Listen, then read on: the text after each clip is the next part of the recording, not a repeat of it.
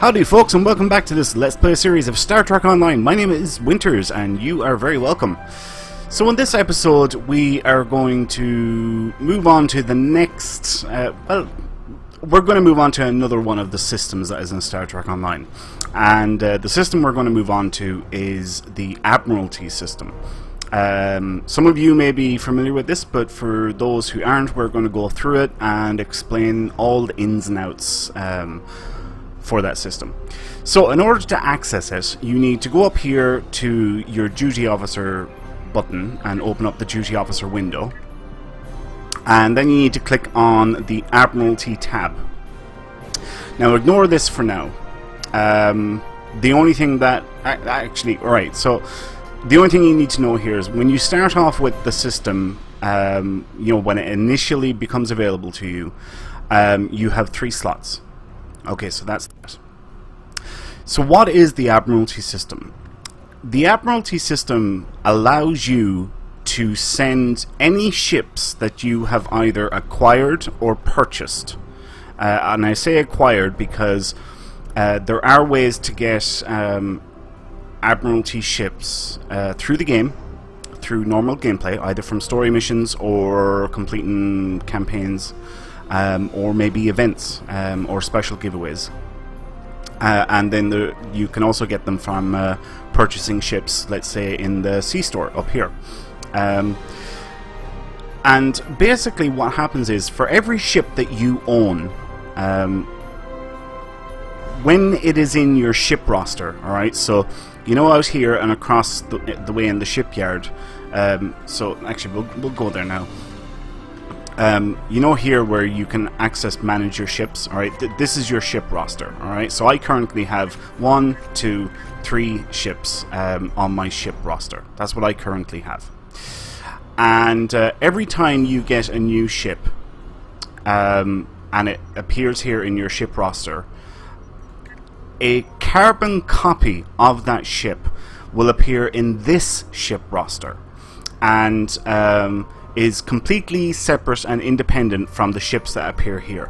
Once the carbon copy has been created here, you can not lose it by any means whatsoever, and you can safely dry dock or discard the ships here in this roster if you so choose. Now, something I want to point out about that.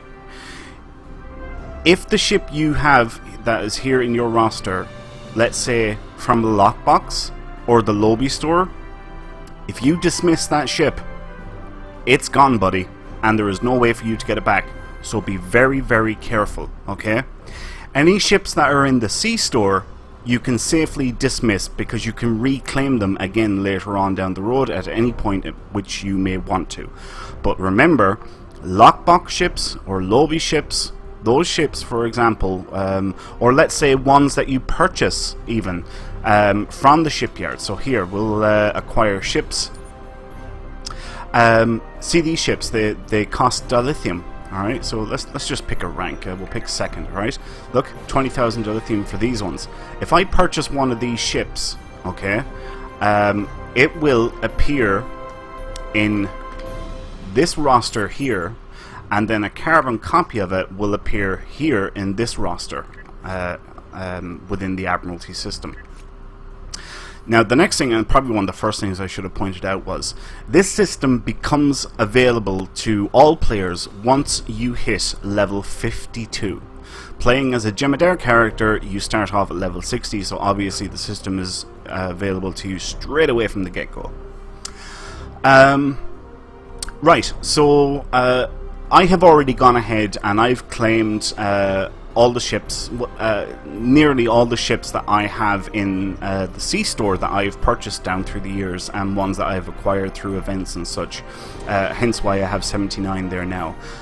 But I have 3 ships here in my inventory, and I'm just going to show you guys what happens. So we'll just do this, alright? So we have 79 here, and we have 3 ships here, alright? I am going to double click on this, and there's the new ship there. And if you notice, this didn't actually go up, and here's what. Well, it's not here why. It's kind of a bug, and it kind of isn't a bug. It's more of a nuisance than anything else.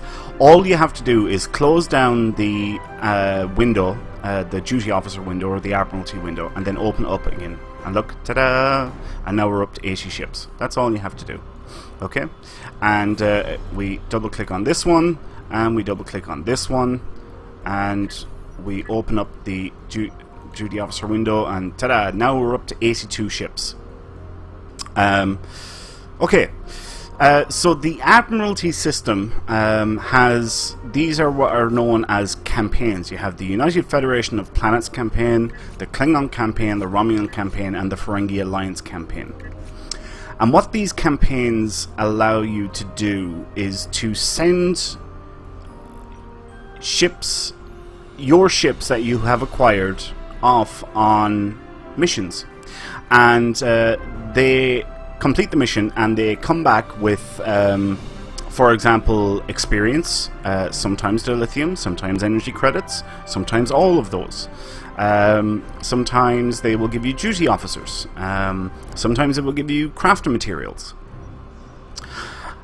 So it's very similar to the duty officer system, you know, like where you build up a roster of crew members and you send them off on missions and they come back and, you know, they give you stuff. This basically adds a whole nother value to any ships that you have acquired since you started playing the game. And like I said, once the ships are here in this ship roster, you can safely discharge any of the ships from your main ship roster, like so. Alright, that's that one gone. And look, we still have 82. Alright, doesn't make any difference whatsoever.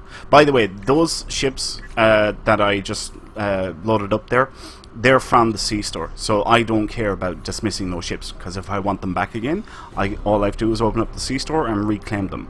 But remember, lockbox ships, lobby store ships, ships purchased from the shipyard, once they're gone, they're gone. So be very, very careful. Right. So yes, sent off on missions and they come back with a bunch of stuff. Now this system is absolutely fantastic because let's say you have limited time in the game, just like with the duty officer system, where, you know, you can, if you have limited time in the game and you can just jump on for 10 minutes and you set up let's say 20 duty officer missions, and then you have to log off and you can't get back on again until the next day. Those missions that you set up continue to run while you're logged out of the game. Same thing can be said for the duty officer system or the Admiralty system. Once you have the mission set up, it will continue to run away on its own whether you're in-game or not. So it's a fantastic system. It's absolutely brilliant. Because you can earn currency while not even being in the game, and it's very, very good in that regard. One thing I will say about it, it is absolutely fantastic for earning experience points and well, just experience points. And experience points are used to progress. See this white bar up here? Used to progress that up so that ultimately you can get specialization points, which we talked about in an earlier episode. Right, each mission has, how would you describe it? Campaign XP. Alright, so these are campaigns here. And every mission you do has a certain amount of campaign experience points. And in this case, it's represented here with this icon, and we can see 720. That's how much campaign experience we will get for the United Federation of Planets. And if we look up here at the top, it says 0 out of 1,800.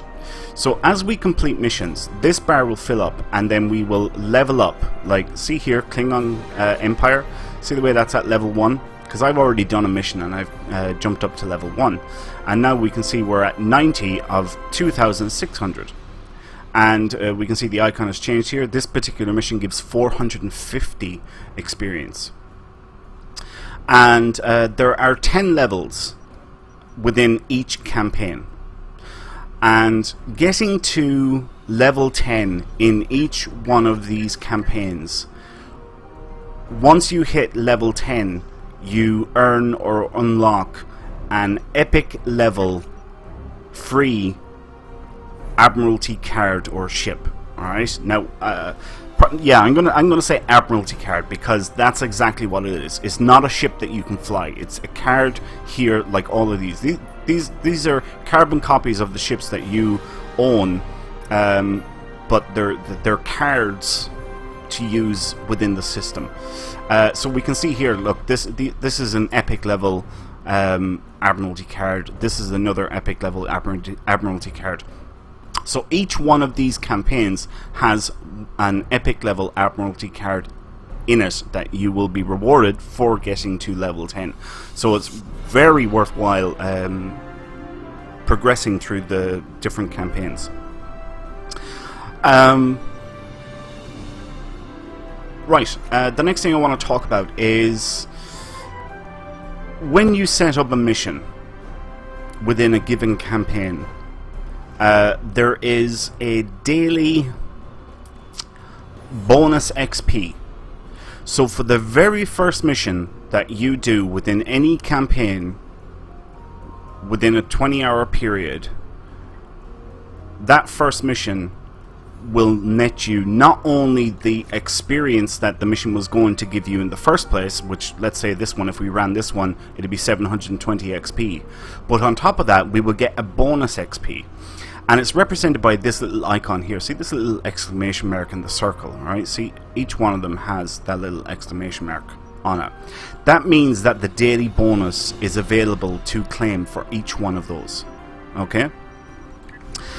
So what's going to happen now is I have already ran a number of missions, and when I click on collect reward, this is going to jump up to level 1 because I'm going to get the daily bonus as well as any XP, campaign XP from the mission. There is also a limit to the total amount of XP that you can earn per day.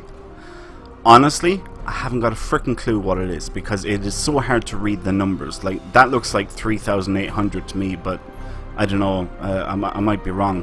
But yeah, in any case, I am not sure what the daily bonus is, but trust me, there is one. So it may not be worthwhile running mission after mission after mission after mission in the one campaign, because ultimately what will happen is you're going to stop earning any campaign XP, but you still will be getting the other rewards. My advice is to run one mission per day per campaign, and just refresh them once every 20 hours, or once a day. Yeah, we'll stick with once a day. That is the best way to progress through the system, because you do one mission, you get the normal campaign XP, and then you get the daily bonus on top of it, and yeah, after maybe, I don't know, I want to say a month maybe, you'll be at level 10 within all 4 campaigns. As you progress up through the different campaigns, you can see here you will unlock extra slots. So for example, progress any one campaign to tier 3. So getting a single campaign, any one of them, it doesn't matter, to tier 3 will unlock another slot. Progress any 2 campaigns to tier 3, that'll unlock another slot. Progress any 1 campaign to tier 5, and so on. So that's how you unlock additional slots. Right, next thing that I want to talk about. Within each campaign, there are missions that are known or called tours of duty. If we look up here in the top right hand corner, actually here's another thing, look, daily bonus available. It says it up in the top left hand corner. If you're having trouble seeing that, or you miss it, the icon here, all you have to do is click on a campaign and look in the top right hand corner, and it'll tell you that the daily bonus is available, and if it's not there, then it's not available. Anyway, where was I? Tours of Duty, yes. Tours of Duty are 20-hour missions that have pretty substantial rewards for them. If we look here on the complete missions that I've already done, we can see I've already got 2 of them done here. One for the United Federation of Planets campaign and one for the Romulan Republic campaign. I can't see that number all that well. It looks like 14,174. That's a lot of XP, and you can see what I mean by you get a lot of XP from doing these missions. This is a 20-hour mission. And there are 10 steps in the Tours of Duty, and this one was 1 of 10. So the next Tour of Duty that I do will be 2 of 10. Now see the way the requirements for this one here is 10, 10 and 10. The second Tour of Duty, 2 of 10, will be 20, 20, 20. The third one will be 30, 30, 30. Fourth one will be 40, 40, 40, and so on, all the way up to the 10th Tour of Duty, 10 of 10, which will be 100, 100, 100. Okay? Now, I'll explain what these numbers are now in just a minute. The next thing I want to talk about is something that's down here. These are called pass tokens. Pass tokens are used, let's say, for example, let's say this mission here, okay? You mightn't have the variety of ships that I have. And this mission might be, let's say, difficult for you to complete. You don't have the required ships, and it'll make sense a little bit more in just a few minutes when I get into the nitty-gritty of these numbers. Basically, a pass token will let you pass on that mission. All you have to do is hit pass, and that mission will disappear. This mission down here will come up into this list. This mission here will move over to here, and a new one will appear here. So these are the 3 current missions that you can choose from. This is the next upcoming mission, and this is the next one after that. So when you either pass on a mission or you plan a mission, it will disappear from here. If you plan it, it will disappear from here and go into the in progress tab, and whatever mission is down here will move up into this list. This one will move across one, and a new one will appear here. Okay, so they're pass tokens. How do you get pass tokens? You can get pass tokens when you crit, as in get a critical success on any Admiralty mission. They are not guaranteed. It is just an option or a possibility that you can get them when a mission has a critical success. As it just so happens here, you can see I've got a critical success on this one, and I got a pass token. I got a critical success on this one, and I got 2 pass tokens. Okay, the next thing I'm going to do is I'm actually going to collect this reward here. So watch the United Federation of Planets jump up here now in a second. It's going to be about level 1 and probably maybe even halfway to level 2. Yep, in fact even more. Great, fantastic. Let's collect on this one. We got up to level 1 there, and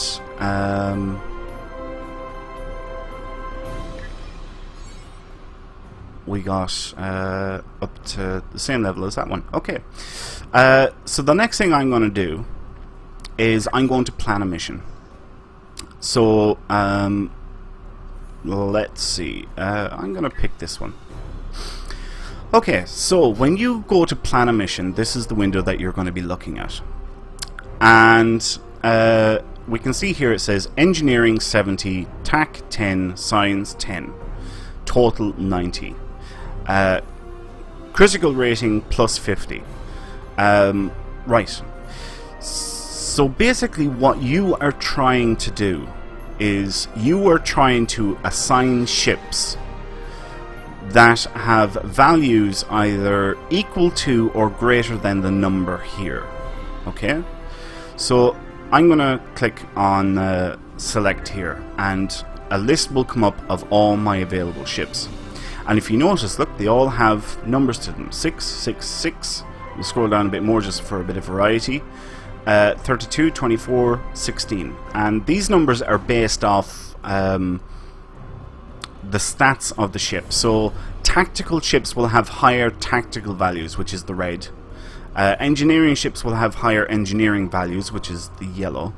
And science ships will have higher blue values represented here.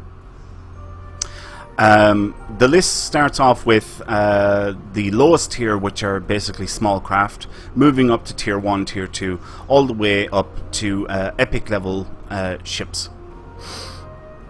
So I'm looking for either one or more ships that have a value equal to or greater than the numbers here. Alright, so what I'm going to do is, there's the one I'm looking for. I know straight away this is going to meet or exceed the requirements here. So I'm going to click assign. And we can see the numbers have gone into a highlighted color. And this bar up here went all the way up to 100%, meaning that I am guaranteed to succeed on this mission. There's no way I can fail it. I've met or exceeded the requirements, and there is no way to fail it. Obviously, I have exceeded the requirements by quite a bit, and if you do exceed the requirements in any one of these, so let's say I might have 74 here, 26 here, but I might have 5 here. Alright, I'm just picking numbers out of the sky. That would mean that I would have exceeded the numbers on the engineering, the tactical, but not the science. So this bar will be down a little bit. If you do exceed any of the numbers, the overflow goes into critical success chance, which is this bar here. And we can see I'm currently at a 32% chance of getting a critical success, just from that one ship alone. Events.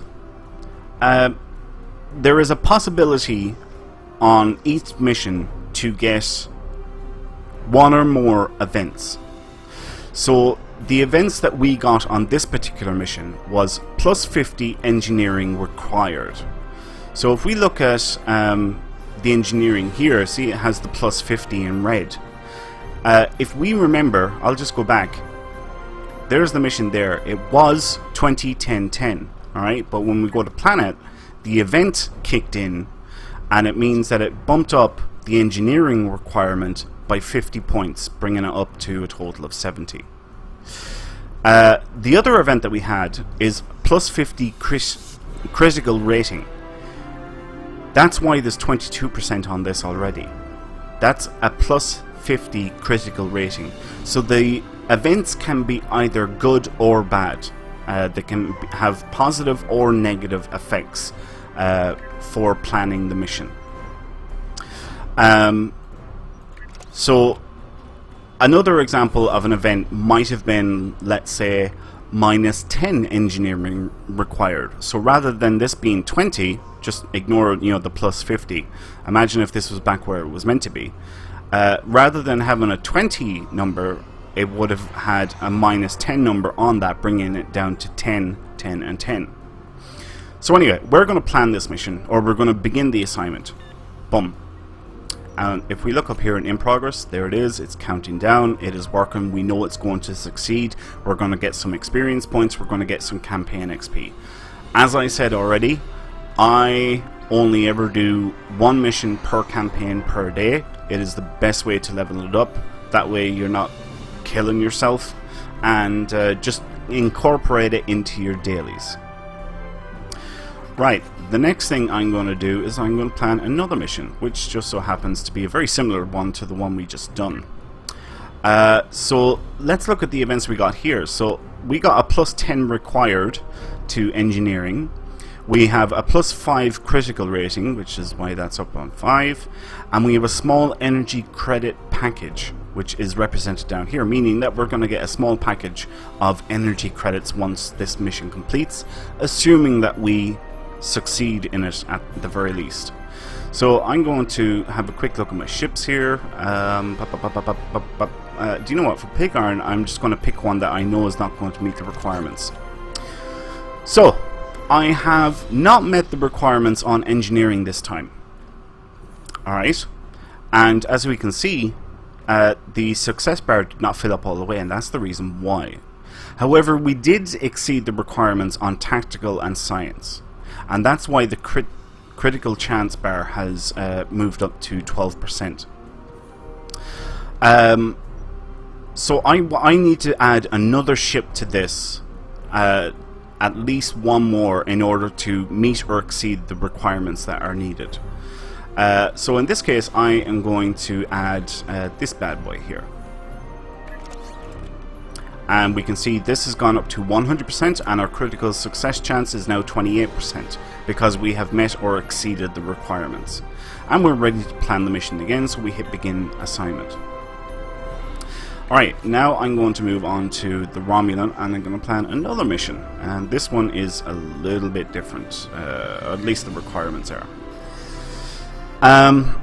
So the next thing that I want to talk about is when these missions complete.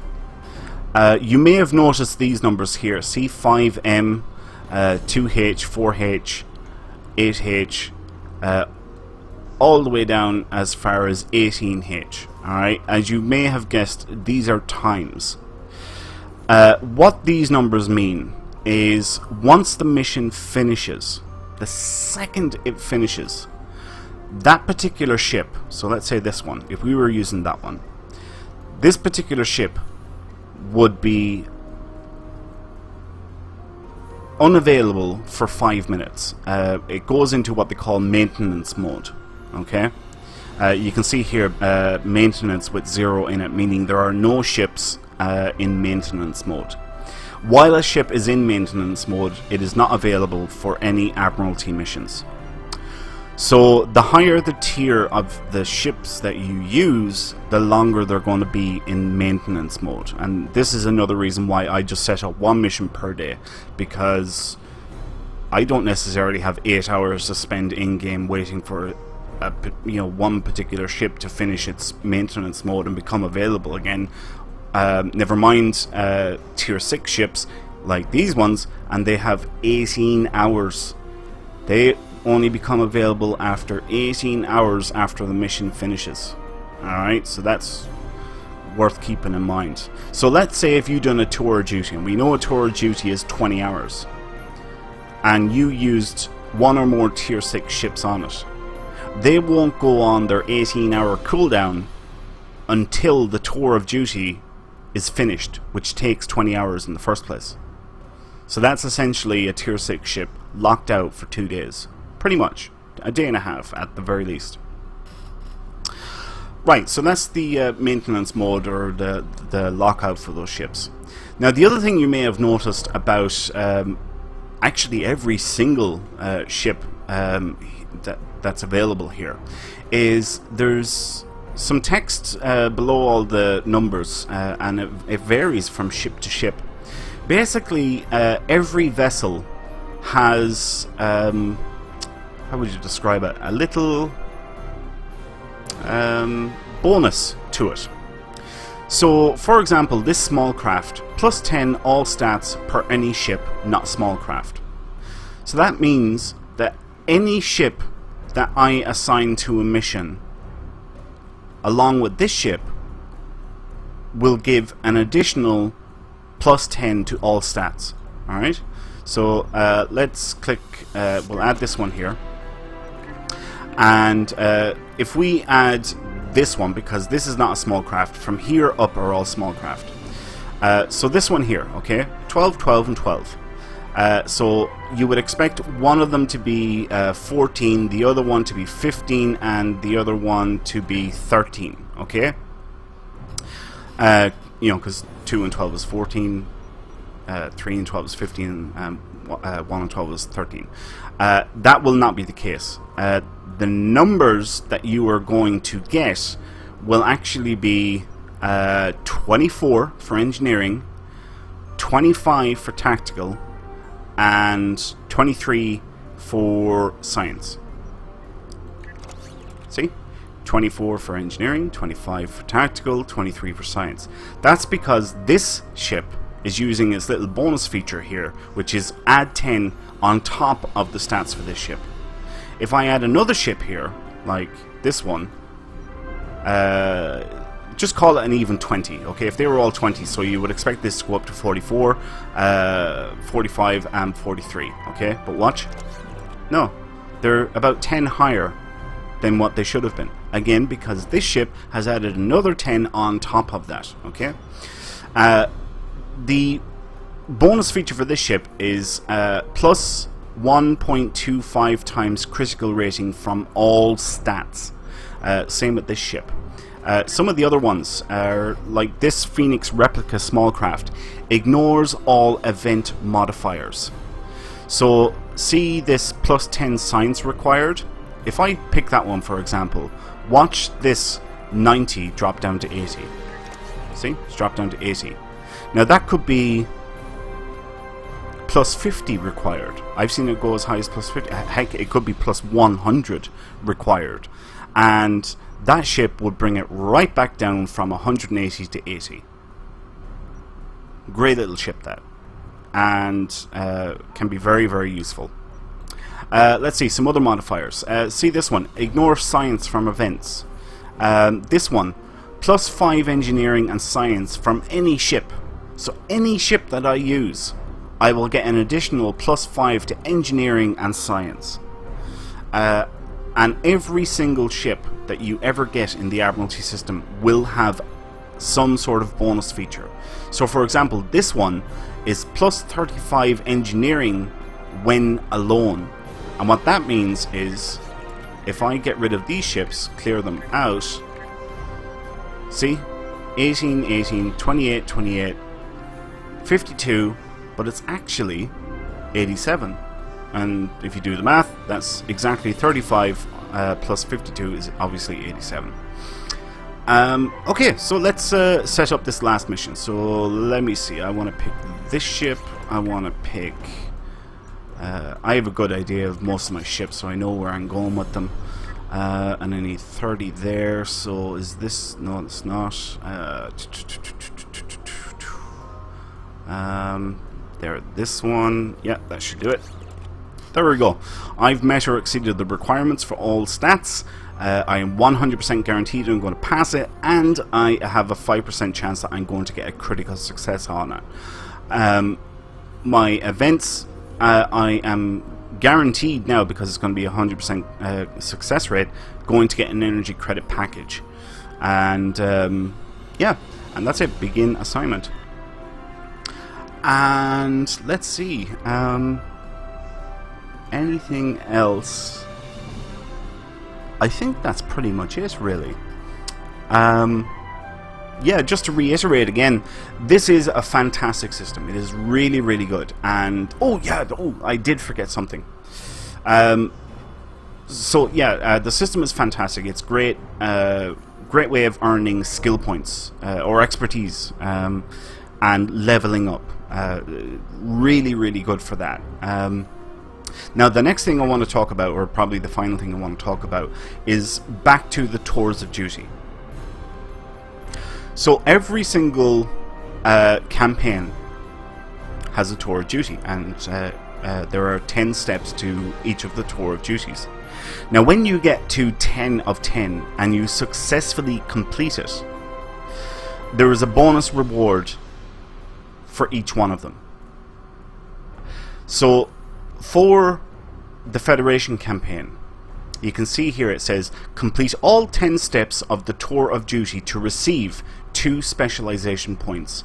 Must be level 60 to open. So when you complete 10 tours of duty, okay, this doesn't take into account all the XP you got while getting to the 10th tour of duty. That's all bonus on top of it. But when you complete the 10th tour of duty, that will also give you 2 specialization points like that. Straight away, that's what you get as a bonus for successfully completing the 10th tour of duty on the Federation campaign. On the Klingon campaign, when you complete the 10th tour of duty, you can see here it says, complete all 10 steps to receive 30,000 dilithium ore. Pretty freaking sweet, huh? And these are repeatable. So once you complete the 10th tour of duty, the following day, when you collect the reward, it resets, and you start off from 1 of 10, and you go 2 of 10, 3 of 10, all the way back up to 10 of 10, repeat the whole thing, and then it resets again, and you can keep on going. You can constantly keep on earning either specialization points or dilithium, doesn't matter. Whatever the special reward is at the end of the 10th tour of duty, you can keep on building up and re-earning those rewards over and over again. Granted, they're 20-hour missions, so at the very least you're talking about 10 days between each one, at the very least. That's assuming you can get each mission done once a day, we'll say. The Romulan Republic campaign. You complete all 10 steps to receive 4 Romulan Republic Universal Tech Upgrades. Now, we haven't talked about tech upgrades yet. That'll be in a later episode. But believe me, that's pretty freaking sweet. It is actually not that bad at all. Probably not the best out of all 4 of the campaigns, but still pretty nice. And we'll talk about upgrading later on. The Ferengi Alliance campaign is like the Klingon Empire campaign. 30,000 dilithium ore for getting the 10th tour of duty done. So that's potentially 60,000 dilithium ore you can get every 10 days. Just for doing 1 tour of duty every 20 hours. Now, one thing I will say about this. The more ships you have, the easier this system is. And that's obvious. Well, it's pretty obvious that it's obvious. I've been playing the game for, God, I don't even know how many years now. 6, 7 years, something like that. I have bought an awful lot of ships in the C store. And this is how I have that number of ships. The longer you play the game, you will end up with a nice stockpile of ships, because you will be getting free ships from the anniversary, because there's always a free ship for the anniversary. There's a free ship for the summer event every year, and there's a free ship for the winter event every year. That's not including any free giveaways that they might do within the calendar year, which happens, you know, every now and then. So you will build up a nice stockpile of ships. Not to mention that each one of these campaigns has an epic level ship at the end of it. You know, remember I said that earlier, when you get to level 10, you get a free Admiralty epic level card for getting to level 10. So yeah, that's a lot of dilithium. That's a, you know, 60,000 every 10 days. Pretty freaking sweet. But you know, if you do throw a bit of money on the game, well, I won't lie to you, you will find it easier. I can do 1 tour of duty for each of the campaigns every day. It's not that hard, to be honest. But I've got a lot of ships. I know, I realize not everybody will be in that position to do that, but as I said, it is possible. Anyone that's seen my last Let's Play series knows that I have a pretty decent amount of ships on that character, and that is on a completely free-to-play account. Never spent a dime on it. And all the ships that I've acquired on it is as a free-to-play player, and haven't spent a penny. And yeah, that character is sitting on like 1 million dilithium. Yeah. And that's why, you know, because I've been doing the tours of duty and doing story missions and duty officer missions and all that other good stuff. So yeah, this is a fantastic system. Like I said, it is really, really good to get into because it continues to work for you even when you're not in game. So, yeah. I guess we'll leave it there for now. Thanks a million for watching, folks. I hope you all enjoyed this episode. If you did, please leave a like. That would help me out enormously. If you have any questions or comments, feel free to leave them below, and I'll do my best to get back to you. And as always, please subscribe to the channel if you have not done so already. My name is Winters, and I'll see you next time. So until then, take care.